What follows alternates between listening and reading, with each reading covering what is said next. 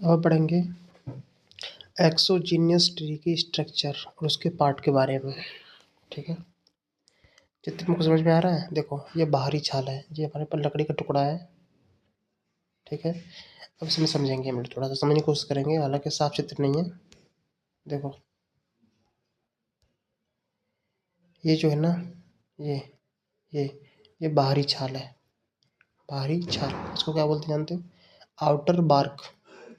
ठीक, ये वृक्ष का तना है, जानते हो। अब समझो, अंदर वाला जो सेंटर वाला ब्लैक कलर का पार्ट देख रहे हो, ब्लैक कलर का पार्ट, इसको बोलते हैं हार्टवुड। क्या बोलते हैं? हार्टवुड।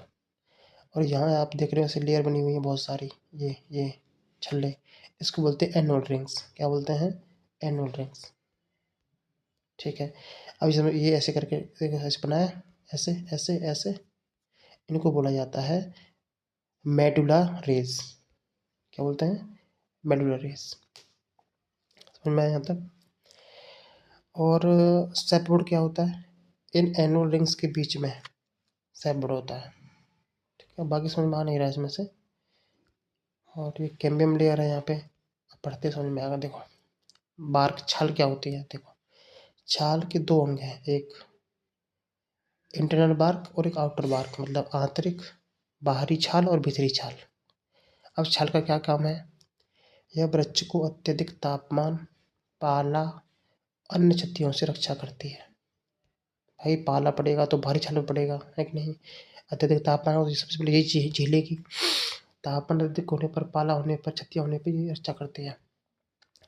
अब पढ़ेंगे कैम्बियम लेयर के बारे में। कैम्बियम लेयर कहाँ है? ये रही कैम्बियम लेयर। ठीक है, क्या क्या डेफिनेशन में जाएगी? इनर बार्क और सैपवुड के बीच की परत। क्या बताया ना? इनर बार्क और सैपवुड, आंतरिक छाल और सैपवुड के बीच की लेयर, याद रखना। कैम्बियम लेयर जब भी बोलेगा ना, सी कैम्बियम लेयर क्या होता है? Inner bark minus sapwood. ठीक है, तो इनर बार्क और सैपवुड के बीच की परत को कैम्बियम लेयर कहते हैं, याद रखना। इनर बार्क और सैपवुड के बीच की परत, आंतरिक छाल और सैपवुड के बीच की परत को कैम्बियम लेयर कहते हैं। बहुत बार पूछा जाता है। यह छाल के तुरंत नीचे वाली परत होती है। छाल के जस्ट नीचे वाली परत को कैम्बियम लेयर कहते हैं। इसमें पेड़ का गाढ़ा रस प्रवाह रहता है। जो सैप होता है ना, सैप रस, इसमें प्रवाह करता रहता है कैम्बियम लेयर में। सैपवुड क्या होता है? रसकास्ट क्या होता है? कैम्बियम लेयर और हार्टवुड के बीच की लेयर। कैम्बियम लेयर और हार्टवुड के बीच की लेयर को सैपवुड कहते हैं। कैम्बियम लेयर और हार्टवुड के बीच की लेयर सैपवुड। ठीक है, इस कास्ट में मॉइस्चर अधिक होता है, इसकी सामर्थ्य कम होती है। यह वृक्ष की ग्रोथ के लिए विशेष योगदान देता है। तो पूछना, वृक्ष की ग्रोथ के लिए विशेष योगदान कौन देता है? तो वो हमारा सैपवुड होता है। ठीक है, इसको और क्या कहते हैं? इसको एल्बुडनम, एल्बुडनम भी किसको कहा जाता है? सैपवुड सामान्यतः एल्बुडनम कहलाता है। नेक्स्ट, हार्टवुड क्या है? सेंटर वाला पार्ट है। पिथ, नहीं, सेंटर वाला पार्ट नहीं है। हार्टवुड क्या है? देखो, पिथ और सैपवुड के बीच की परत, किसके? पिथ और सैपवुड के बीच की परत को हार्टवुड कहते हैं। इसमें वार्षिक वलय पास पास स्पष्ट होते हैं। या ठोस मजबूत, भाई हार्टवुड मजबूत होता है ना, ठोस होता है, टिकाऊ होता है और डार्क कलर का होता है। अब पढ़ेंगे पिथ या मेडुला। पिथ या मज्जा, इसे मेडुला कहते हैं। पिथ किसी भी पेड़ का सबसे आंतरिक भाग ये होता है, पिथ। ठीक है, यह प्रकाष्ठ का मध्य भाग होता है। इसमें इसके चारों ओर हार्टवुड होता है। ठीक है ना, तो पिथ के चार ओर ही हार्टवुड होता है। तो ऐसा कह सकते हैं, सबसे पहले आया पिथ, पिथ के चारों तरफ आगे हार्टवुड। ठीक है, अभी देखते हैं सेकंड, पहले से पूरा कर तो बताता हूँ। देखो, पिथ पढ़ रहे थे ना, पिथ किसी भी पेड़ का सबसे आंतरिक भाग होता है। यह प्रकाष्ठ का मध्य भाग होता है। इसके चारों तरफ हार्टवुड होता है। यह पूरी तरह से कोशिका ऊतक होता है। ठीक है, तो कोशिका ऊतक कौन सा हो जाता है? पिथ मेडुला। यह कुछ गहरे रंग की होती है एवं प्रकाष्ठ का पर्याप्त कठोर भाग होती है। इसके बाद है मेडुला रेस। यह पित्त के छाल की तरफ रेडियल फैले हुए पतले रेशे होते हैं। ये वार्षिक वलयों को आपस में जोड़े रखते हैं। बहुत सिंपल है भाई। मेडुलर एरिया देखो, ये मेडुलर ये रेडियल तरीके से सेंटर से बाहर की तरफ, ये देख रहे हो आप, इसे मेडुलर बोलते हैं। सेंटर से बाहर की तरफ ये रेडियल डाल देते हैं, रेडियल, और एनुलर रिंग को बांधे रखते हैं सारे। ये दो जाएंगे। अब हम आपको दिखाने वाले हैं कि इनका सीक्वेंस कैसे याद किया जाता है। सेंटर में पित्त या मज्जा रहता है, बाहर क्या रहता है, उसके बाद क्या रहता है, तो मैं वो आपको दिखाने वाला हूँ। ध्यान से देखिए, ठीक है। देखो, क्रम याद करना है आपको। देखो, सबसे अंदर रहता है पित्त, रहता है पित्त। उसके बाद बाहर जब आएंगे तो हार्टबोर्ड, हार्टबोर्ड के बाद सैपबोर्ड, सैपबोर्ड के बाद कैम्बियम लेयर, कैम्बियम लेयर के बाद इनर बार्क या फैलम, ठीक, फिर आउटर बार्क। ऐसे होता है सीक्वेंस। दोबारा देखो सही से, देखो, सबसे रहता है अंदर पित्त, ठीक है, पी बन गया पित्त। उससे बाहर आ जाता है लेयर वो हार्टवुड, एच, ठीक है। उसके बाद जब जाओगे तो वो आ जाता है सेपवुड। फिर आ जाता है हमारा एनुअल, वो कैम्बियम लेयर, कैम्बियम लेयर के बाद इनर बार्क और फिर आउटर बार्क। ये बात समझ, सीक्वेंस समझ में आया भाई। पित्त, हार्टवुड, सेपवुड, ठीक, cambium layer, inner bark, outer bark, ये सीक्वेंस रहता है, ठीक। अब देखो एनुअल रिंग्स क्या होती हैं, इसको हम ग्रोथ रिंग्स भी कहते हैं। देखो, वार्षिक वलय से पेड़ की आयु डिसाइड की जाती है। वार्षिक वलय जितनी पास पास होगी प्रकाष्ठ उतनी ही मजबूत होती है। इसका निर्माण प्रतिवर्ष कैम्बियम लेयर की कठोर होने से होता है, ठीक है। प्रतिवर्ष एक एनुअल रिंग बनती है। जैसे कैम्बियम लेयर टफ हो जाती है, एनुअल रिंग बदल जाती है। हम पढ़ेंगे फिजिकल प्रॉपर्टी ऑफ टिम्बर, लकड़ी की फिजिकल प्रॉपर्टीज क्या क्या होती हैं। देखो, कंप्रेसिव स्ट्रेंथ, तो प्रकाष्ठों की संपीड़न सामर्थ्य इनके ग्रेन्स की दिशा और ग्रेन्स की लंबवत दिशा में ज्ञात की जाती है। सही बात है भाई। ग्रेन के पैरेलल या ट्रांसवर्स डायरेक्शन में स्ट्रेंथ।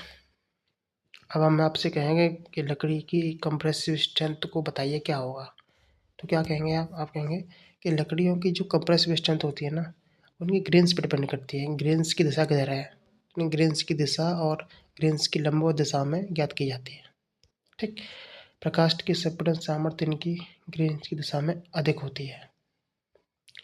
टेंसल स्ट्रेंथ, तो लकड़ी की टेंसल स्ट्रेंथ लकड़ी की रेशे की दिशा में अधिकतम होती है, जिसका मान 80 से लेकर 190 न्यूटन पर मिली स्क्वायर होता है।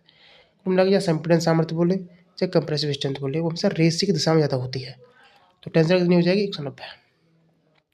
अब रेशे की दिशा में मतलब एलोंग द ग्रेन, रेशे की दिशा में लकड़ी की त्वरण सामर्थ्य इसके संपीड़न सामर्थ्य से 2 से 4 गुना अधिक होती है, ठीक है। नेक्स्ट, अब प्रकाष्ठ के रेशों के अनुप्रस्थ दिशा में मतलब एक्रॉस द ग्रेन, अनुप्रस्थ दिशा में प्रकाष्ठ की त्वरण सामर्थ्य कम होती है। ये बात समझ, ये बात समझ, मतलब टेंसाइल स्ट्रेंथ जो होती है ना, वो एलोंग द ग्रेन मतलब रेशे की दिशा में तो बहुत ज़्यादा होती है, ठीक, और एक्रॉस द ग्रेन मतलब अनुप्रस्थ दिशा में लकड़ी की सामर्थ्य कम होती है, टेंसाइल सामर्थ्य। अब पढ़ेंगे हम शियर स्ट्रेंथ के बारे में।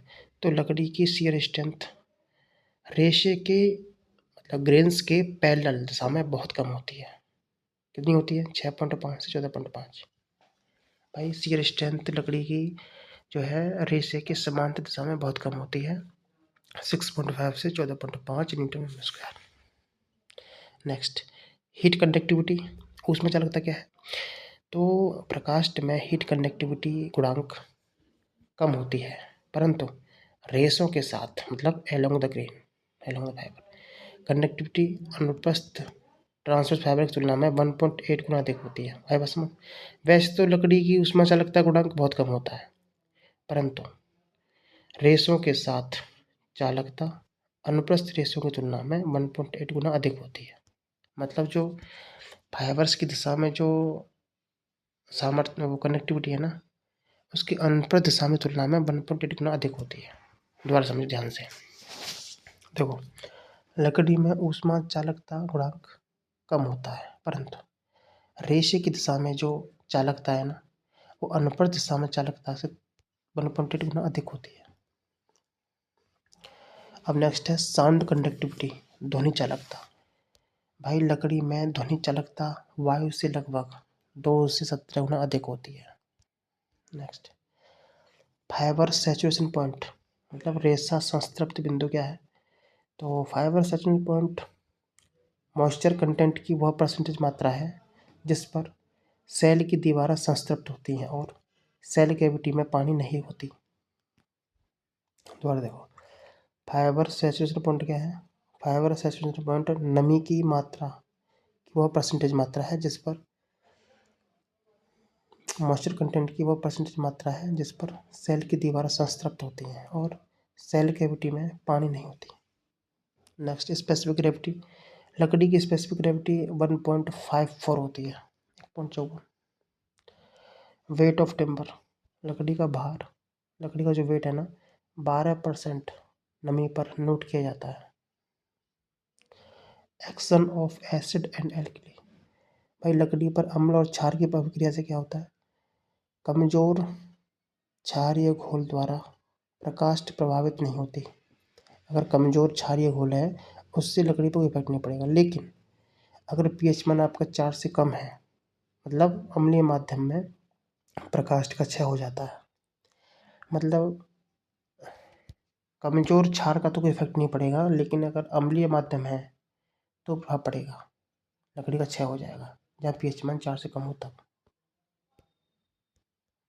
नेक्स्ट पॉइंट है कड़ापन, मतलब स्टिफनेस। एक हरी लकड़ी में स्टिफनेस कम होता है अपेक्षाकृत सीजनड वुड के, मतलब सीजनिंग की हुई लकड़ी हो गई एक, तो एक हरी लकड़ी हो गई, तो हरी लकड़ी में स्टिफनेस कम होता है। टफनेस, चिमड़पन, तो सीजनड किए गए लकड़ी की तुलना में हरी लकड़ी में लेस स्टिफनेस होती है। रिपीट कर दिया क्या?